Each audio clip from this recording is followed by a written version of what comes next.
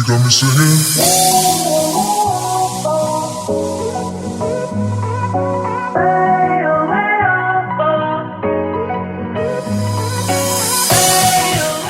Bajaj auto ने 2024 की अपनी पल्सर NS 200 को अनवील कर दिया है और हमेशा की तरह बजाज ऑटो अपनी प्रथा पर कायम रहने वाला है। कौन सी प्रथा, इसके बारे में हम वीडियो में आगे बात करेंगे।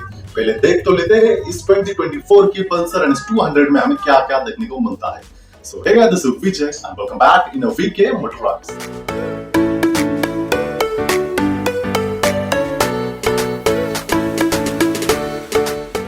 तो जी हाँ, लंबे समय का इंतजार खत्म हो चुका है।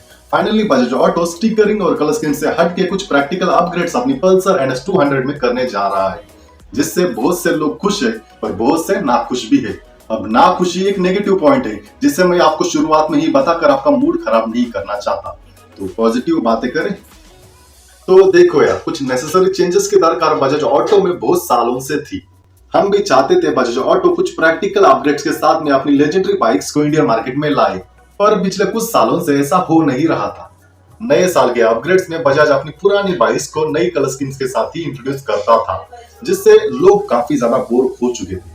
पर इस साल ऐसा नहीं होने वाला, कम से कम NS के साथ। तो NS 200 में हमें इस साल कुछ इंपॉर्टेंट अपडेट्स देखने को मिलने वाले हैं, जिसे बजाज ऑटो ने अपनी टीजर ट्रेलर के साथ में कंफर्म करा है। आइए देखते हैं, बैठ मजा आएगा। तो पहले बदलाव की बात करें तो वो हुआ इस बाइक की हेडलाइट में। आपको याद होगा NS 200 में हमें हैलोजन बल्ब में हेडलाइट देखने को मिलती थी, जिसे इस साल LED हेडलैम्प के साथ में रिप्लेस कराया गया है। ये पूरा हेडलैम्प क्लस्टर हमें सेम ही देखने को मिल जाता है ओल्ड वाले से, बस बूमरैंग शेप में हमें LED DRLs देखने को मिल जाती है, जो कि ओल्ड हेडलैम्प को कुछ नयापन देने की कोशिश करी है बजाज ऑटो ने। कुछ भी। दूसरे बदलाव की बात करें तो आपको LED टर्न इंडिकेटर्स इस साल मिल सकते हैं, जिसे आप टीजर ट्रेलर में डिपिक्ट कर सकते हो। पहले ये नॉर्मल हैलोजन बल्ब में आते थे, जिसकी इस साल किस्मत बदल चुकी है, ठीक वैसे ही जैसे आपकी बदल चुकी है। ये वीडियो जो रिकमेंड हुआ है आपको, अब इतना सारा ज्ञान मुफ्त में मिल रहा है तो किस्मत बदल गई ना। मुझे इसके बदले कोई फीस नहीं चाहिए, बस वो नीचे सब्सक्राइब बटन दिख रहा है, हाँ उसे दबा। कौन है ये लोग, कहां से आते हैं? तीसरे और मोस्ट डिमांडिंग बदलाव की बात करें तो पहली बार आपको NS 200 में फुल्ली डिजिटल इंस्ट्रूमेंट कंसोल देखने को मिलने वाला है। इससे पहले फुल्ली डिजिटल इंस्ट्रूमेंट कंसोल आपको सिर्फ डोमिनार में ही देखने को मिल जाता था, और अभी कुछ दिनों पहले ये N160 और N150 में शायद आ चुका है, और इस बार NS 200 का नंबर है। तो NS 200 में आपको रिवर्स LCD मीटर कंसोल देखने को मिलने वाला है, जिसकी डिमांड बहुत सालों से चली आ रही थी, पर ऐसा लगता था बजाज ऑटो इसे इग्नोर कर रहा है। मेरे तो सुनने में ये तक आया है कि बजाज ऑटो मोबाइल कनेक्टिविटी और डिजिटल डिस्प्ले के बारे में ये कह रहा है कि हम बाइक मैन्युफैक्चरिंग कंपनी है, हम बाइक बेचते हैं, मोबाइल नहीं, जो आपको ऐसे गिमिक के फीचर्स दे। अब इस बात में कितनी सच्चाई है पता नहीं, पर फाइनली NS में हमें डिजिटल इंस्ट्रूमेंट कंसोल देखने को मिल रहा है। ये बड़ी अच्छी बात कही आप। ये इंस्ट्रूमेंट कंसोल काफी ज्यादा इंफॉर्मेटिव है, जिसके ऊपर आपको बाइक के रिलेटेड लगभग सभी जानकारी देखने को मिल जाती है। उसके साथ साथ आपको इसके ऊपर मोबाइल कनेक्टिविटी का ऑप्शन भी देखने को मिल जाता है, जिससे आप एक ऐप की मदद से कनेक्ट कर यूज कर सकते हो। इसमें आपको call alert, SMS alert, turn by turn navigation ऐसे फीचर्स देखने को मिल जाते हैं। स्पेशली कॉल अलर्ट फीचर काफी ज्यादा यूजफुल होता है, खासकर मेरे जैसे लेट लतीफों के लिए। मेरे भी बाइक में ये कॉल अलर्ट का फीचर देखने को मिल जाता है, तो जब भी कभी मुझे ऑफिस में जाने के लिए देर हो जाती है और मैं जब बाइक पर होता हूँ और अगर अचानक किसी का कॉल आ जाता है, तो मैं सामने कंसोल पर देखकर ही डिसाइड करता हूँ कि ये कॉल लेनी है या फिर छोड़ देनी है। तो ये कॉल अलर्ट वाला फीचर काफी ज्यादा यूजफुल होता है, और ये अभी NS 200 में भी मिलने वाला है। बाकी स्विचेस में बदलाव करे गए, मतलब इंस्ट्रूमेंट कंसोल को ऑपरेट करने के लिए आपको हैंडल बार्स पर बटन दिए गए, जिसकी वजह से हैंडल बार्स के जो बटन है उसमें थोड़े से मॉडिफिकेशंस करे गए हैं। तो ये कुछ प्रैक्टिकल चेंजेस हमें इस साल की पल्सर NS 200 में देखने को मिल सकते हैं। अब हाँ, कुछ नए फीचर्स ऐड होने वाले हैं, तो ऑब्वियसली इसकी प्राइस में भी कुछ बदलाव हो सकते हैं, और ये इसका 5वां बदलाव हो सकता है, तो आप इसके लिए भी तैयार हो जाइए। मुझे लगता है कम से कम 5 से 6 हजार तक प्राइस बढ़ सकती है, तो अभी देखते हैं आने के बाद कितनी प्राइस बढ़ती है। अगर मेरी बताई गई प्राइस सही हो गई हो तो आपको मुझे कॉम्प्लीमेंट करना पड़ेगा। सही गेस जो करा था मैंने। अरे कहना क्या चाहते हो? बाकी NS 200 में कुछ नया नहीं मिलेगा, ये ओल्ड स्कूल स्टाइल में ही आएगी, और इसके लिए मुझ में ऐसी कुछ खास एक्साइटमेंट नहीं बची है। मतलब हाँ, एक समय पर मुझे NS200 काफी ज्यादा पसंद थी, पर over the period of time same look के कारण ही मुझे ये बाइक धीरे धीरे बोरिंग लगने लगी है। इसकी डिजाइन और लुक के बारे में बहुत कुछ है कहने को, पर अभी के लिए मैं इसे बचा कर रखा हूँ, लेकिन आप अपनी भड़ास कमेंट बॉक्स में निकाल सकते हो। बस वो #myBhadas लिख कर जो कहना है वो कह सकते हो। तो अभी के लिए लुक के बारे में मैं ज्यादा कुछ नहीं कह सकता, तो हम इंजन के ऊपर आ जाते हैं। तो इस बाइक में हमें सेम ही इंजन देखने को मिल जाता है जो कि अब तक मिला है, बस गवर्नमेंट नॉर्म्स को अलाइन करने के लिए कुछ नॉमिनल चेंजेस करे होंगे, बाकी पूरा इंजन वही सेम ही है। ये है 199.5 CC single cylinder 4 valve liquid cooled engine. ये इंजन फ्यूल इंजेक्शन के साथ में आता है। ये 24.5 bhp मैक्स पावर 9750 आरपीएम तक प्रोड्यूस करता है और टॉर्क 18.74 न्यूटन मीटर 8000 आरपीएम तक जनरेट करता है। ये इंजन मेटेड है 6 स्पीड मैनुअल ट्रांसमिशन के साथ में, जिसमें आपको 1 डाउन 5 अप गियर्स का कॉम्बिनेशन सेटअप देखने को मिल जाता है। पल्सर NS200 पहले से ही काफी ज्यादा पावरफुल बाइक है, खासकर इसका टॉप एंड काफी शानदार माना जाता है। मतलब इनिशियल या मिडिल पर आपको इसका पावर फील नहीं होगा, पर जैसे ही आप 6000 आरपीएम के ऊपर चले जाते हो, आपको इसका वो पुल, वो झटका, वो पावर आपको इसका फील होगा।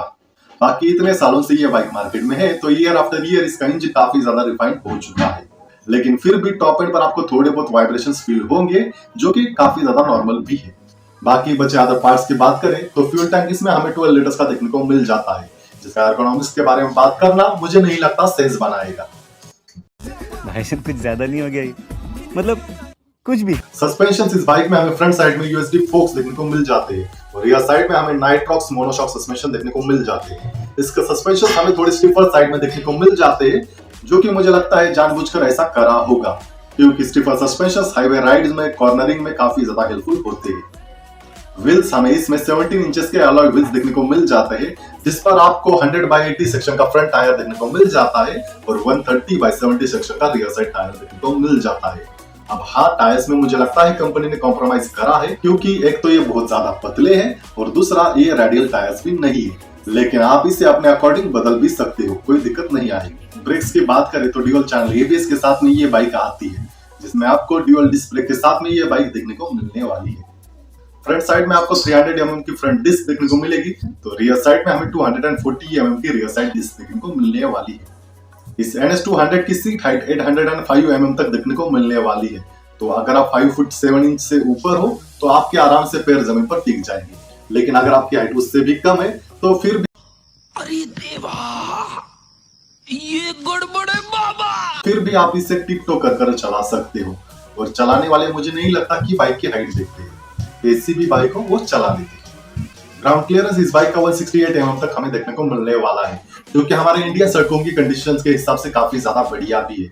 वो आपको अचानक आने वाले स्पीड ब्रेकर्स पता है, मतलब उन्हें कौन डिजाइन करता है यार पता नहीं, लेकिन ऐसे स्पीड ब्रेकर आपको दुनिया में कहीं पर देखने को नहीं मिलेंगे। मतलब सड़क पर इतना ज्यादा एडवेंचर आपको इंडिया के अलावा कहीं और देखने को नहीं मिलेगा। ये बाइक पैरामीटर फ्रेम चैसिस के ऊपर बनी है, जो कि इसे काफी स्टेबल बनाती है।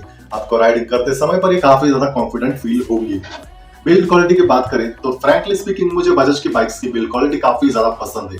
मतलब वो जो फाइबर के पार्ट्स यूज करे जाते हैं वो भी अदर ब्रांड से काफी ज्यादा रिजिड और ज्यादा हार्ड होते हैं बजाज की बाइक्स में, ऐसा मुझे लगता है।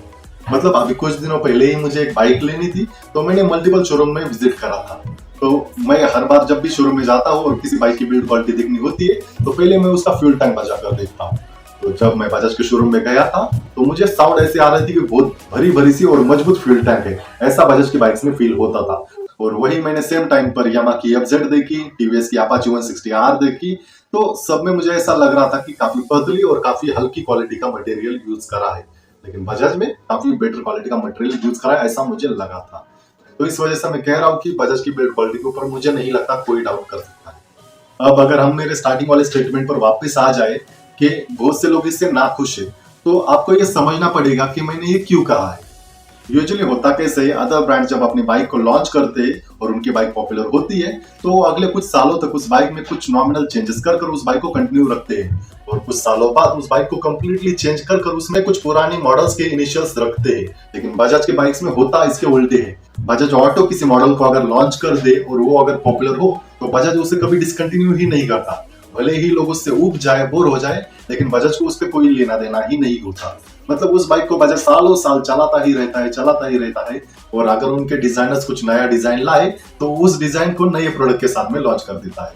मतलब जो पुराना प्रोडक्ट है, जो पॉपुलर हुआ है, लोग जिसे पसंद करते थे, उससे आप वैसे ही कंटिन्यू रखे जा रहे हो और नए नए प्रोडक्ट्स ला रहे हो, जिससे कि लोग काफी ज्यादा कंफ्यूज हो रहे हैं और इस वजह से बहुत सारे लोग नाखुश भी हो रहे हैं। मतलब जिस बाइक ने लोगों के दिलों में जगह बनाई है, उसे कुछ अपग्रेड तो चाहिए ना भाई। मतलब पिछले 10-12 साल से आप उसे ही चला रहे हो, तो उसे रिफ्रेश कब करोगे?